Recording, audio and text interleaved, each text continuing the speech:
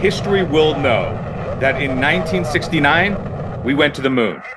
And then since then, we have not seen an American world record the way that we just did with Hampton Morris. That's the scope of what we're looking at here. I hope more folks follow in Patty's footsteps, and I hope that her stepping on the platform and putting herself out there, I hope this inspires more people to compete. Honorable exit. Tian Tao has a resume for the record books, but a really tough way to send off against Lee Diane. Hello and welcome to Strength Weekly. I'm recording from a hotel room, which means I'm on the run. But someone who's not on the run is Phil Bleckman. Phil, we have a great show today. Which of these stories are you most excited about? Don't say the title. Give me a number 1 through 4. Oh, 1. It's got to be 1. Going with the kickoff of the show. Kickoff show. Well, let's get into the run of show. Hampton Morris, weightlifter for the United States, 61 kilograms, sets the first American senior world records in over 50 years, takes silver at the IWF World Cup, and comes away with a world record. Tian Tao, and an Olympic silver medalist, retires from the sport of weightlifting at the international level. Olivia Reeves of the United States punches her tickets to Paris and cements herself as a gold medal contender. To round out the day, one of the biggest fitness influencers in the world. You might know her from social media. You might know her from YouTube. Lean Beef Patty steps on the powerlifting platform for the first time and wins her weight category. We talked about influencers and competition and the crossover in the fitness and strength world. Phil, let's get to the IWF World Cup. It was the last chance qualifier for folks who want to compete in weightlifting at the Paris Olympics. For context, there aren't a lot of spots in weightlifting at the Paris Olympics. There aren't that many weight classes, and teams can send a maximum of 3 men and 3 women to Paris. One of these smaller Olympic weightlifting competitions that we've seen in the last 20 odd years. But one weightlifter who punched his ticket to Paris, young Hampton Morris of the United States, 61 kilogram male who has a litany of junior records, set the first senior men's world record for the United States since the 1960s. Phil, what happened? What did Morris do? And wait a minute, why did he still come in second place? Yeah, so the way that it ends up working out is history will know that in 1969, we went to the moon. And then since then, we have not seen an American world record the way that we just did with Hampton Morris. That's the scope of what we're looking at here. So Hampton Morris, he scored 124 kilogram snatch, a 176 kilogram clean and jerk. That's your all-time world record, junior world record, the whole shebang. And then he scored a 303 kilogram total. Now, he didn't score the gold. The gold went to China, who went to Li Fabin. He scored 312 kilograms, so he beat Morris by 9 kilograms overall on the day. But let's caveat here real quick, because even though Hampton set this like all-time world record that we haven't seen in well before we were born. I know that we're old, David, but well before we were born, that is an accomplishment that we cannot understate by comparison, even though he did not stand on top of the podium at the end of the day. Like, this is a historic landmark. I'm so excited that Hampton's going to be competing in Paris. This was phenomenal.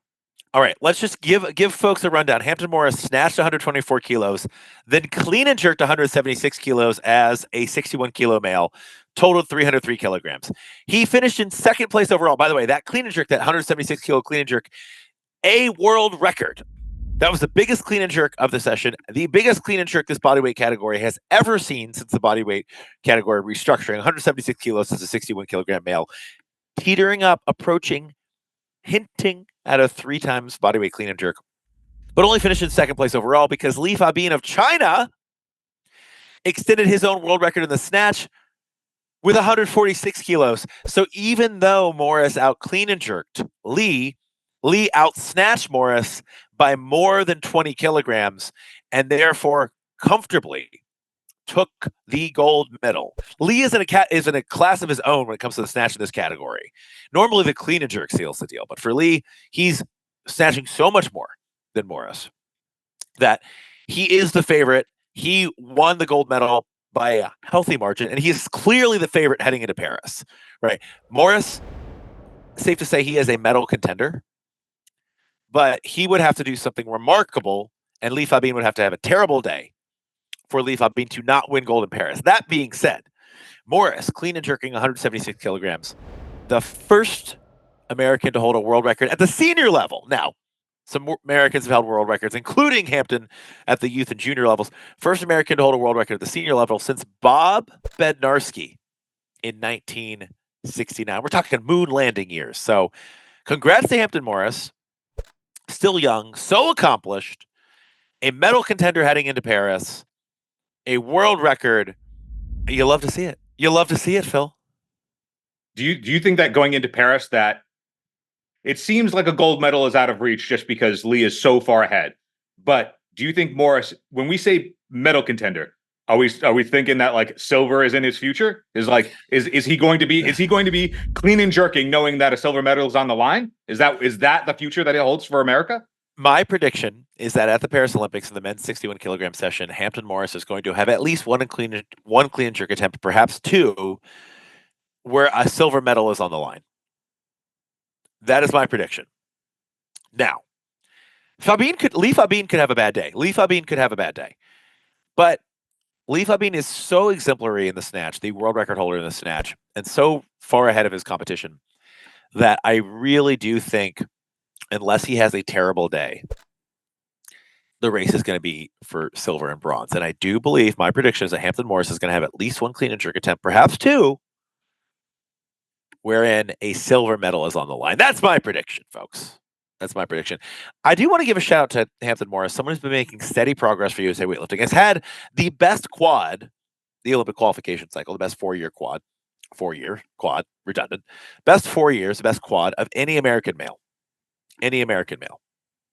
I would say Hampton Morris has been exemplary. Very excited to see him compete in Paris.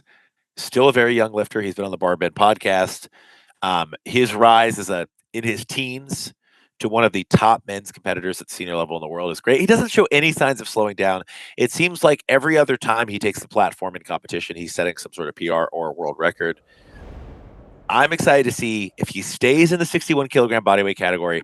Can he make a run at the triple bodyweight clean and jerk? A very rare feat in weightlifting, one of the rarest feats in weightlifting. We'll see.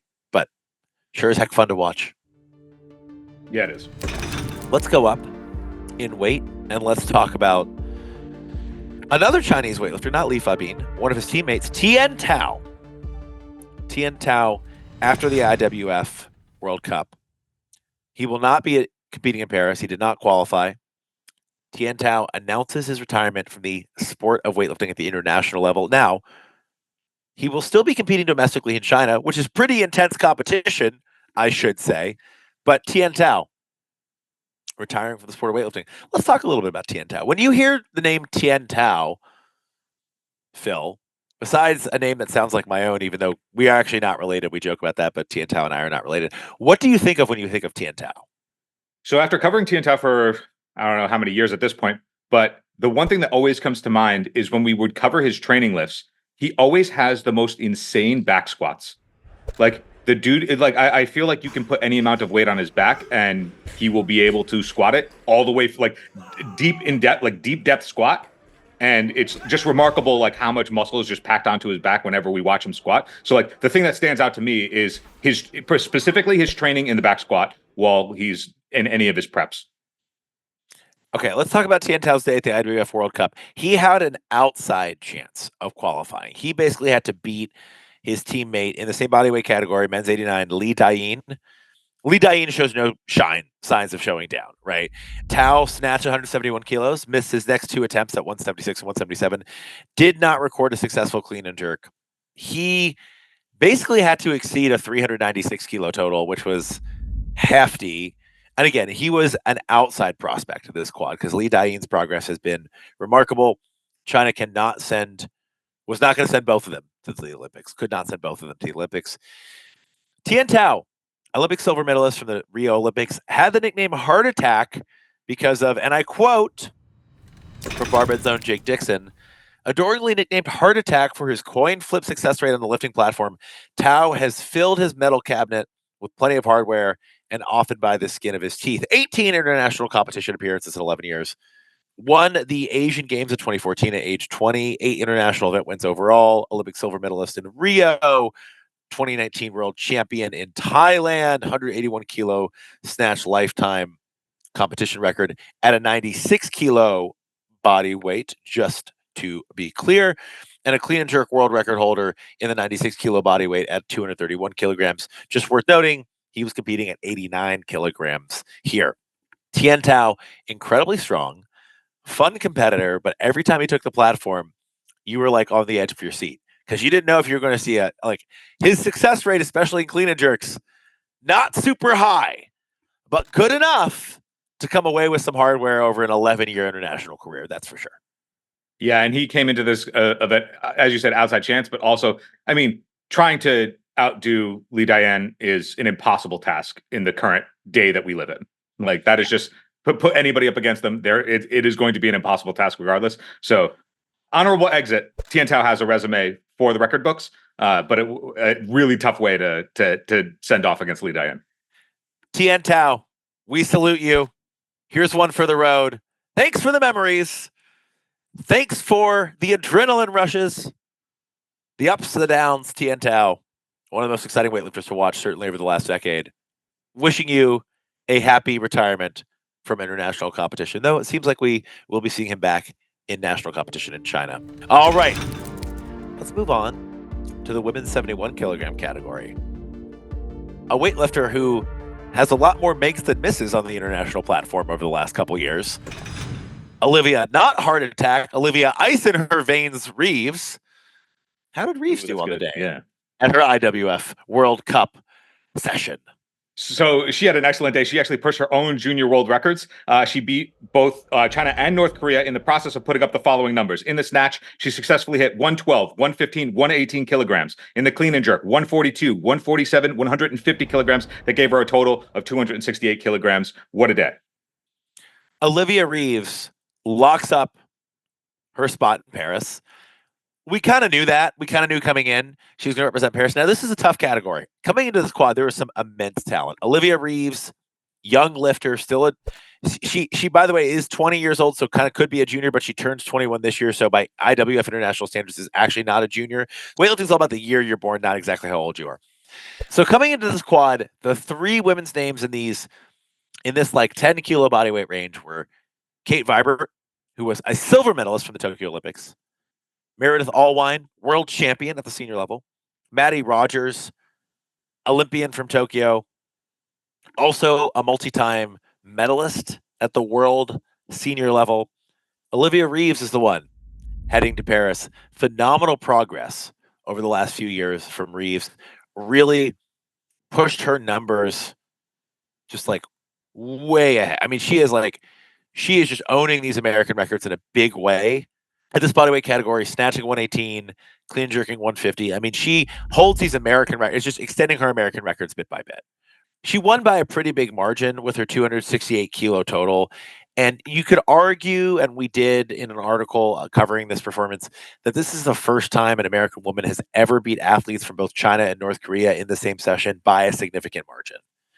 So Reeves not only puts herself into the conversation as a medal contender in Paris, she is potentially a medal favorite heading into Paris. Now, she's sitting in second place overall in the rankings, so it's a little tough to say, but still a lifter who's making a lot of progress from one competition to the next. Phil, it's not ridiculous to think that if Olivia Reeves has herself a day in Paris, she could come away with a gold medal. Do you think the adrenaline of her first Olympic Games is something that she'll be able to manage on the platform? We've seen her be very consistent and progress over time on the world stage before, but is the Olympic Games different? The Olympic Games is always different, right? Of course the Olympic Games is different, but I'm going to be honest with you. I have never competed at the Olympic Games, so I don't really know. Breaking news, David. Breaking news. Sorry, I haven't yet competed at the Olympic Games in weightlifting. Broken news. Broken news. Let's say it that way. But Olivia Reeves is someone who performs well on stage. She shows up and she has had a string of successful competition after successful competition. She doesn't always go 6 for 6, but she's had a lot of 5 for 6 and 6 for 6 performances. Incredibly consistent. I think I'm going to go with ice in her veins. I think Olivia ice in her veins Reeves. I'm going to throw it out there. My prediction is for American medals, I think Hampton Morris silver. I think Olivia Reeves gold. Those are my predictions for American medals. But then again, that's not even to talk about. I mean, we know the other two women going to Paris to represent the United States in weightlifting: Mary Tyson Loppin at super heavy and Jordan De La Cruz at 49 kilos. I'm stoked. I'm excited, and we'll be tuning in and bringing you all the action leading up to the Paris Olympics, including medal predictions. That's a lot of weightlifting on the day. Let's move over to the sport of powerlifting. Lean Beef Patty, one of the biggest fitness influencers in the world, competed in powerlifting for the first time. The name on the scorecard, she competed as Patricia Patty, not Lean Beef Patty officially on the scorecard. Her first ever powerlifting competition or competitive powerlifting outing. It's always interesting because we've seen a lot of competitive strength athletes move over to the influencer side or build significant followings on YouTube and other platforms based on their success on the platform. Lean Beef Patty going the other way around. Phil, competing at 60 kilos. How did Patty do? So Patty competed, as you said, at 60 kilograms at the 2024 USPA 2 Infinite and Beyond in Costa Mesa, California. The 27-year-old, she went 8 for 9 in attempts, not too shabby on her first outing. Here was her performance. She scored 127.5 kilos on the squat, 80 kilos on the bench press, and 142.5 kilos on the deadlift for a 342.5 kilogram total. Now, she competed uncontested in the 60 kilogram division. She did have to post a total, though, in order to technically win her division. So even though she didn't have competition, which, to be fair, if you're going into your first powerlifting meet, pretty nice to not have to worry about, like, you know, the people around you engaging in that way. But she did relay to her extremely large fan base the particulars of competing in your first powerlifting meet that aren't as obvious to somebody who's just thinking, I just need to hit the biggest lifts. In particular, she relayed a couple of instances where she learned how to tempo with the judge's commands to lift properly. That way a lift wouldn't be flagged as a no lift for missing the judge's command or what have you. So the timing of when you lift, when you ascend, all of those things, whether it's on the bench or the squat, she was navigating that in real time. And that was fun to watch from somebody who is competing uncontested. So she doesn't necessarily have other people that she can watch in her division do the same thing. And she was relaying that to her fan base. But yes, when you compete in a sanctioned meet, you have to listen for your judge to give you the down command before you can lift. And then you have to hold the lift until they tell you to re-rack it. So pretty good performance, 342.5 kilos. I think more impactful than the total here is that it's one of the most popular fitness influencers in the world getting on the platform and setting an example. Like, Patty never had to ever compete, never had to step on the platform, never had to max out her lifts, in public view. Honestly, she does very well as a fitness influencer. There was no external pressure really for her to do this. She's got a great career as an influencer. I hope she makes a lovely living from that, from sponsorships, advertising dollars, etc. But I gotta say, I love seeing people who are influencers moving over and actually competing and actually attempting competitive athletics, especially in the fitness realm. Now, I'm not going to get into the whole Jake Paul versus Mike Tyson thing right now, as far as influencers changing over to athletes or getting into that realm. But I hope more folks follow in Patty's footsteps. And I hope that her stepping on the platform and putting herself out there, I hope this inspires more people to compete.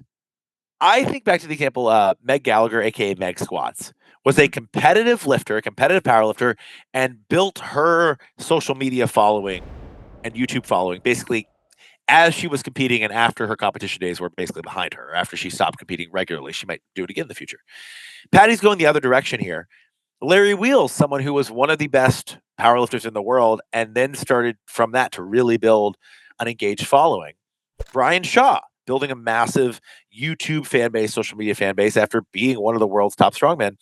It's really cool to see influencers going the other way, because I think that actually inspires people in a very different way and really reminds folks that, yeah, you can get in the gym, you can enjoy training, but these are also real sports. You can really compete, and there's great community behind that. That's what I liked about Patty's video, especially in her video coverage and recap, was it highlighted the community aspect, the learning aspect, and honestly, it got me wanting to step on the platform. I was like, this looks like a great experience. This is a great atmosphere. She learned some really cool things. I think folks like Patty doing this and putting themselves out there encourages people to get involved in the competition side of powerlifting, which is what we want, because strength sports are for everyone. They're amazing experiences. Like I've competed in strength sports. I remember my first time stepping on the weightlifting platform. I didn't lift much weight at all. I was one of the worst people there. I was one of the weakest lifters there, but I had such an amazing time, and I made friends through that process that I still have to this day. And it really helped my self-confidence. It helped my self-perception. I just can't speak highly enough to the influencers that don't have to, but choose to compete, even if they're not really competing against anyone, showing up to a competition, doing this in public. Kudos to you, Lean Beef Patty, because I think it's these people with a lot of eyeballs choosing to do this that will have an outsized impact on growing the strength sports, and legitimizing strength sports as great positive outlets for physical culture and expression. End rant. Whew. I think that was an exquisite rant to close the show on, but I do want to also tag on to the end of that for anybody who is considering competing, listen to Lean Beef Patty when she says that when she competes on the day, it actually wasn't as strenuous as she thought, because you only have to go up and do singles at a time. So if you're used to huffing and puffing in the gym and you're training, the competition platform might be a nice way to test your max lifts, but you're not going to be like sweating your hair out. All right. So give it a go. I will disagree with that, Phil. I will say powerlifting competitions, if you are, as you gain experience and as you are able to understand, like push yourself in that 100+% range, I actually would argue that between warm-ups and 9 platform attempts, a powerlifting competition is actually quite exhausting. Now, when you're just starting out and you might not be as experienced an athlete on the platform and you don't know really how to push yourself, maybe you're not PRing, maybe you're not going above your gym PRs, it might not be. It might not be the hardest session you've ever had, but I would argue, I will disagree with you a little, Phil, and say that as you progress in the sport and as you learn to give it more of your all, and as you learn to really tap into how to get the most out of your performance on the platform, and you are eking out every kilo and fighting for every kilo, I would actually argue 9 near max or above max attempts on the day on the powerlifting platform are pretty darn exhausting, because you also have to count the warm-ups to get to those. It's not like you're just doing 9 lifts, right? You're doing percentage work to warm up to that. So, Phil, I love you. Respectfully disagree. Maybe more in the realm of folks who have competition experience under their belt. If you're a beginner, you might not even know your maxes, right? So it's a little bit more guesswork and you're kind of basing off feel. It can be a fun day. You can kind of treat it like a training session. But again, one of the few instances where Phil and Bleckman and I will disagree. Phil, you did that to rile me up, didn't you? I mean, David, when you said you wanted to get back on the lifting platform, you need a cheering fan base to get you riled up to hit those numbers.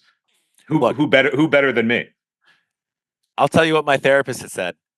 The only fan that really matters is you. Wow. Big if true. Well, we're fans of all the lifters we covered today. Make sure to join us on Strength Weekly next week, because we'll have even more updates, including some all-time powerlifting world records that we did not have time to fit into this broadcast. Phil, thanks so much for joining me. It is always an immense and extreme pleasure.